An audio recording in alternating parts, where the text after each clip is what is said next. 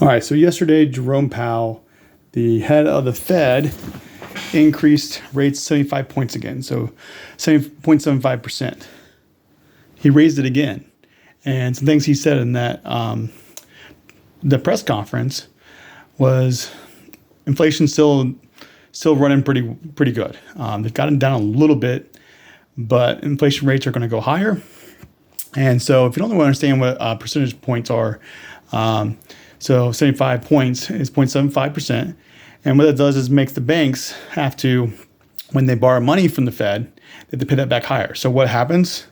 They raise the interest rates. That's why mortgage rates are 7%. They're going to be 8%, maybe even 9%. And some questions from the press was, okay, are you going to soften up in December? And he basically said, I'd rather over-tighten. If we over-tighten, we will be able to use the tools that we have available to us. In other words, print more money and lower interest rates. So he right now wants to over-tighten. They did ask him. He had said earlier. He thought earlier in the year he thought by now they almost have kind of reined in a little bit, but he was wrong on that. And so they asked him if, was there still a possibility of a soft landing? Because he had said, we're trying to make a soft landing here. It's possible. He said that is narrowing. That's now going to be harder to do to have soft landing. So definitely a recession. I would be shocked if we don't have a recession. Not that we're not already in one because we have negative GDP, but a pretty good recession in the next year.